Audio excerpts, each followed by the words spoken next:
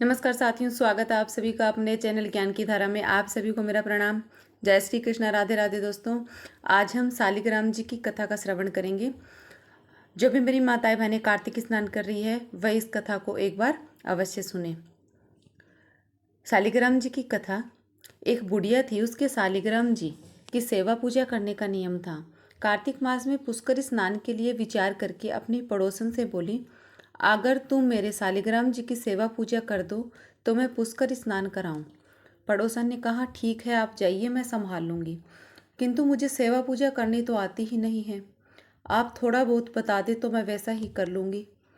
तब बुढ़िया ने बताया कि सुबह इन्हें उठाना, गंगा जल व कच्चे दूध से स्नान कराना, इसके बाद बगीचे से पुष्प व तुलसी तोड़कर शालिग्राम की पूजा करना, चंदन का तिलक करके पुष्प तुलसी देकर अगरबत्ती या दीपक जला देना, दोपहर को भी शालिग्राम को जिमाकर अगरबत्ती करना और शाम को दिया जलाना।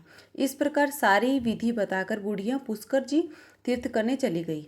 बुढ़िया के बताए अनुसार पड़ोसन शालिग्राम जी की पूजा पाठ में लग गई, किंतु पड़ोसन एक हैरानी में पड़ गई कि शालिग्राम जी ने ना तो दूध पिया और ना ही भोजन किया।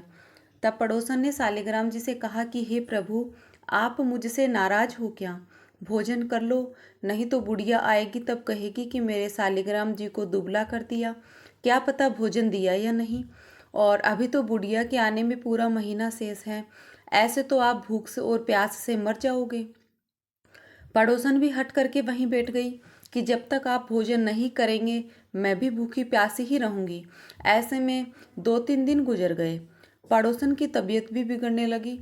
तब शालिग्राम जी को दया आ गई कि यह भोली है, पूजा पाठ जानती नहीं, मेरे को दर्शन देने ही पड़ेंगे। छोटा सा मोर मुकुट पीताम्बर धारण कर पाटे पर बैठ गए और बोले, लाओ दूध पिलाओ, भोजन कराओ। पड़ोसन झट से उठी और शालिग्राम जी को सारी चीज खिलाई पिलाई। अब तो रोज यही क्रम चलता रहा। एक दिन भगवान बोले, कल तो मैं गाय चराने जाऊंगा, इसलिए नहीं आ पाऊंगा। पड़ोसन ने कहा, नहीं नहीं, मैं नहीं भेजूंगी, और कहीं कुछ हो जाए तो? थोड़े ही दिन की तो बात है, बुढ़िया आने वाली है, फिर आप चले जाना। पर भगवान नहीं माने। हाथ में सोने की लाठी लेकर हीरे मोती का पीताम्बर डालकर गाय चराने चले गए। पुष्कर जी स्नान करके बुढ़िया घर आ गई। स्नान ध्यान से निवृत्त होकर शालिग्राम जी को लेने पड़ोसन से जाकर बोली कि कहाँ है मेरा शालिग्राम। पड़ोसन ने कहा कि वह तो गाय चराने गया है, शाम को वापस आएगा, तब ले जाना। बुढ़िया ने सोचा कि पड़ोसन के मन में बेईमानी आ गई है और शालिग्राम को घर में कहीं छुपा दिया है। बुढ़िया जिद करने लगी, नहीं, अभी लेकर जाऊंगी, तुमने घर में कहीं छुपा रखा है शालिग्राम को। दोनों में बात बढ़ गई।